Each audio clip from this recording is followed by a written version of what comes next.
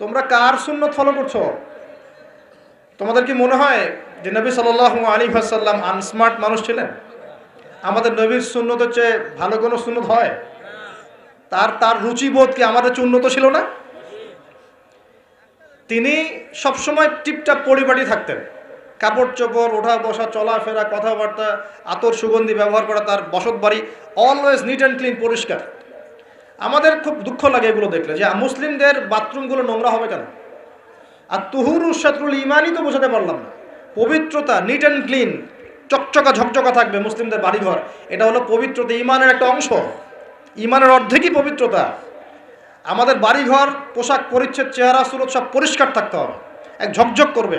এটা মুসলমানের বাড়ি দেখলে বোঝা যাবে। হিন্দু ভাইদের বাসায় গিয়ে দেখা যায় পূজা করার আলাদা জায়গা আছে, মুসলমানদের বাসায় নামাজের জায়গা খুঁজে পাওয়া যায় না। এটা কেন? মুসলিমদের বাসায় নামাজের জায়গা খুঁজতে হয়, নামাজ পড়ার জায়গা কোথায় দেখান? বাসা বানাচ্ছেন 5 তলা 10 তলা, এগুলো সামনে কবরস্থান হবে, কারণ ভূমিকম্প আসতেছে, আগেই বলছে। তো বানান আর উঁচু উঁচু বানান।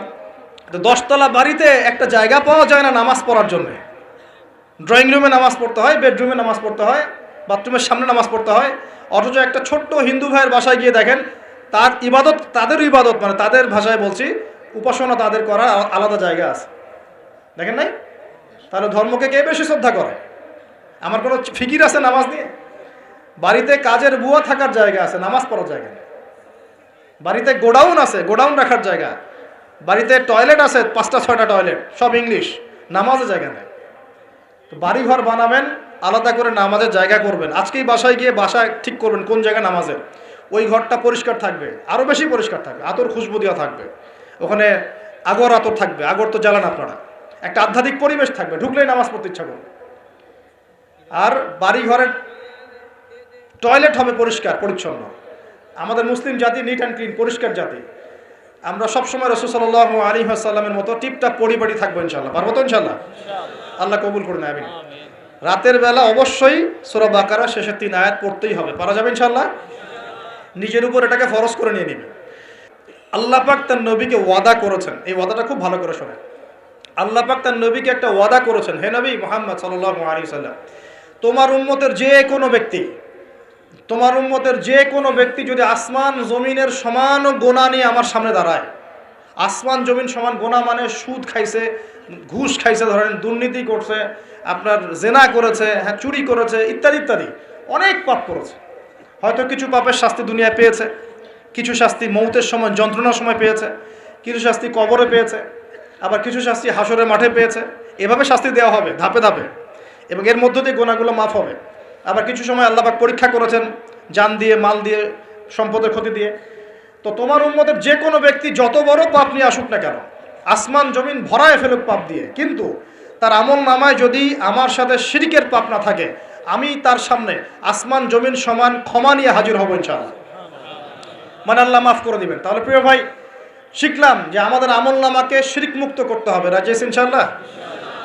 যত রকম শিরক আছে, চিন্তার শিরক, আপনার কাজের শিরক, কথার শিরক, সমস্ত শিরক ত্যাগ করতে হবে।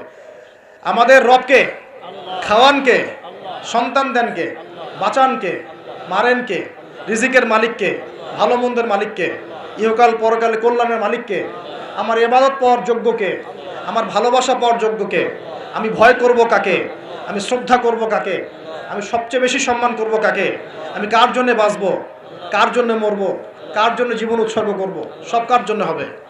ব্যাস, এই যথেষ্ট। লা ইলাহা ইল্লাল্লাহ এর মানে এইটাই, মানে হচ্ছে আল্লাহ পাকই সব কিছু, আল্লাহ ছাড়া কিছুই না, আল্লাহর জন্যই সব কিছু। লা ইলাহা ইল্লাল্লাহ আমরা ক্ষেত্র বিশেষে মানি। এখন যেমন দেখাচ্ছি, মসজিদে গিয়েছি, এখানে মাশাআল্লাহ লা ইলাহা ইল্লাল্লাহ মানছি। ঠিক আমি ব্যবসা করতে চলে গেলাম, ওখানে গিয়ে মাপে কম দেওয়া শুরু করলাম, আমার মনে হচ্ছে আল্লাহ আমাকে এখন দেখছেন না। তার মানে ব্যবসায় লা ইলাহা ইল্লাল্লাহ নাই, মসজিদে আছে। এরকম হয় না? আবার একজন চাকরি করতে গিয়েছে, টেবিলের নিচ দিয়ে ঘুষ নিচ্ছে, ওর মনে হয় এখানে হয়তো লা ইলাহা ইল্লাল্লাহ নাই। আবার একজন সুদ খাচ্ছে অর্থনৈতিক জীবনে গিয়ে, তার ধারণা এখানে আল্লাহ পাক তাকে ধরবেন না, এটা দুনিয়ার বিষয়, আর মসজিদটা হচ্ছে আখিরাতের বিষয়। আমরা ইসলামটাকে এরকম ভাগ করে ফেলেছি। কেউ পলিটিক্স করতে আসছে, তার মনে হয় যে এখানে লা ইলাহা ইল্লাল্লাহের দরকার নাই, এখানে আমি যা ভালো বুঝি তাই। সমাজের নিয়মকানুন আমি যেমন করব তেমন, আল্লাহর বিধান পরে, এগুলো পরে দেখা যাবে। ওই যুগে চলতে এই যুগে চলে না, এমন চিন্তা এখন মানুষের। এমন চিন্তা না। শিক্ষা অর্জন করতে গিয়েছেন, এখানে লা ইলাহা ইল্লাল্লাহ দরকার নাই, লা ইলাহা ইল্লাল্লাহ মসজিদে হবে, মাদ্রাসা হবে, চিন্তাটা এমন এখন। অথচ জীবনের প্রতিটা ক্ষেত্রে লা ইলাহা ইল্লাল্লাহ বাস্তবায়ন না করা পর্যন্ত কেউ মুমিন মুসলিম হতে পারছে না, পারবেও না। ইবাদত করছি, এখানে যেমন আল্লাহ ছাড়া কোনো ইলাহ নাই, অর্থনৈতিক জীবনেও আল্লাহ ছাড়া কোনো ইলাহ নাই। ঠিক একইভাবে শিক্ষা জীবনেও আল্লাহ ছাড়া কোনো ইলাহ নাই, আমার পারিবারিক জীবনেও আল্লাহ ছাড়া কোনো ইলাহ নাই, আমার পলিটিক্যাল লাইফেও আল্লাহ ছাড়া কোনো ইলাহ নাই। এর নাম লা ইলাহা ইল্লাল্লাহ। এই হলো বিষয়। আরেকটা কথা প্রাসঙ্গিক এসেই যায়, মুহাম্মদুর রাসূলুল্লাহ তাহলে কি?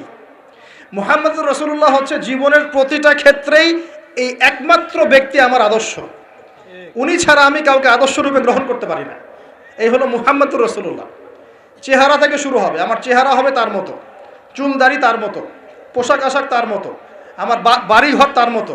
বাড়িঘর তার মতো বলতে তার রুচিবোধ, তার সুন্নত অনুযায়ী। নবী সাল্লাল্লাহু আলাইহি ওয়াসাল্লামের মাটির বাড়ি, আপনি চাইলে ইট পাথরের করতে পারেন, কোনো সমস্যা তো নাই, কিন্তু সেই বাড়িতে নবীর সুন্নত ছাড়া অন্য কোনো সুন্নত চলবে না। চলবে? আচ্ছা, আপনার পরিবার, এটা হবে মুহাম্মদ সাল্লাল্লাহু আলাইহি ওয়াসাল্লামের আদর্শে। শিক্ষার জীবন রাসূলের আদর্শে, ব্যবসায়ী জীবন রাসূলের আদর্শে, চাকরি করতে গিয়েছেন তার আদর্শ মেনে চলতে হবে, সমাজনীতি পরিচালনা করছেন তার আদর্শ মানতে হবে, মানতে আপনি বাধ্য। আপনি আরও বড় দায়িত্ব পেয়েছেন, বিশ্ব নেতা হয়েছেন, তখন বিশ্বটাকে চালাতে হবে তার সুন্নত মতো, আপনি তখন বাধ্য এটা করতে। যদি না করেন তাহলে মুহাম্মদুর রাসূলুল্লাহ ওই জায়গায় নাই। মুহাম্মদুর রাসূলুল্লাহ কি দাড়ির মধ্যে খালি, খাবার পরে মিষ্টি খাওয়ার মধ্যে, সিন্নি খাওয়ার মধ্যেই মুহাম্মদুর রাসূলুল্লাহ, নাকি জীবনের সব ক্ষেত্রেই মুহাম্মদুর রাসূলুল্লাহ থাকবে? এই আকীদা ক্লিয়ার করতে হবে। হ্যাঁ, আমি জানি, এখন আমি আমার মন্তব্য বলছি, আমি জানি যে একজন মানুষের পক্ষে সব কিছু আমল করা একই সময় একই সাথে কঠিন, সম্ভব না। আর এই বিশ্বটা আসলেই সম্ভব না, কিন্তু আমাদের চেষ্টা থাকবে না? চেষ্টা করতে হবে কি না? আমরা আজকে থেকে নিয়াত করি যে আমরা জীবনের প্রতিটা ক্ষেত্রেই লা ইলাহা ইল্লাল্লাহ মানব ইনশাআল্লাহ, এবং জীবনের প্রতিটা ক্ষেত্রেই মুহাম্মদুর রাসূলুল্লাহ বাস্তবায়নের চেষ্টা করব ইনশাআল্লাহ। আল্লাহ পাক আমাদের সবাইকে কবুল করুন, বলি আমিন।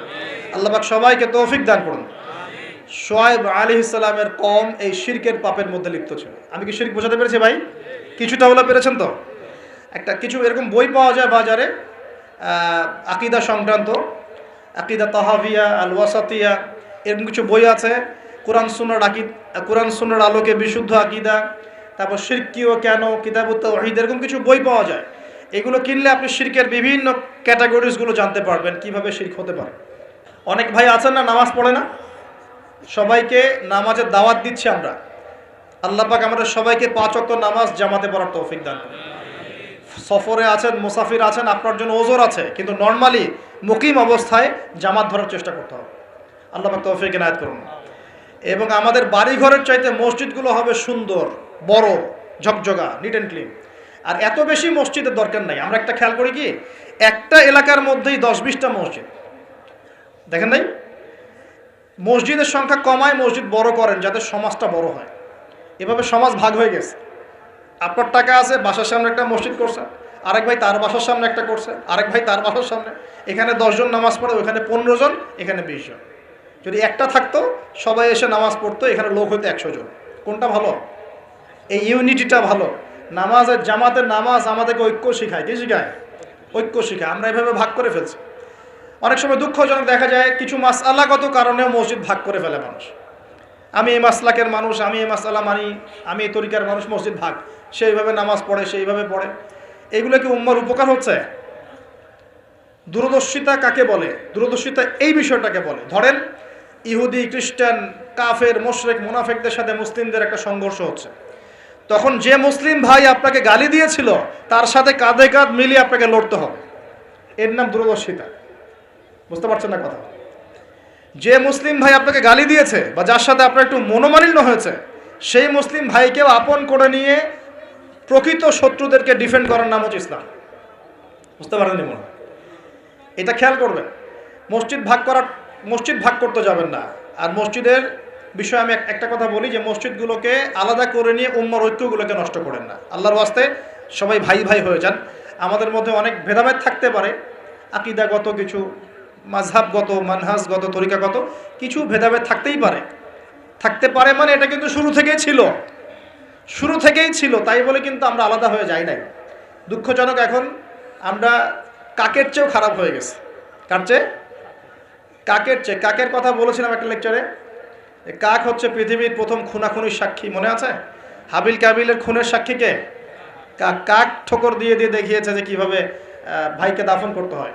একটা কাক কিন্তু কাকের গোশত খায় না। একটা কাককে আপনি মারবেন, দেখবেন এলাকার সব কাক জড়ো হয়ে গেছে, আপনার বিরুদ্ধে চিল্লানো শুরু করবে। কিন্তু এখন মুসলমানের সম্পদ খায়, মুসলমানের ইজ্জত খায়, মুসলমানের জান খায়, মুসলমানের মান খায়। তা আমরা কি কাকের চেয়ে উত্তম হলাম না অধম হলাম? কথা ঠিক না ঠিক বলেন? প্রিয় ভাইরা, প্রকৃতি থেকে শিক্ষা নিতে হয়, উম্মার ঐক্যের দরকার আছে। অতএব আমরা 5 ওয়াক্ত নামাজ তো জামাতে পড়বো এবং ঐক্যবদ্ধ থাকার চেষ্টা করবো। আল্লাহ পাক তৌফিক এনায়েত করুন বলি আমি।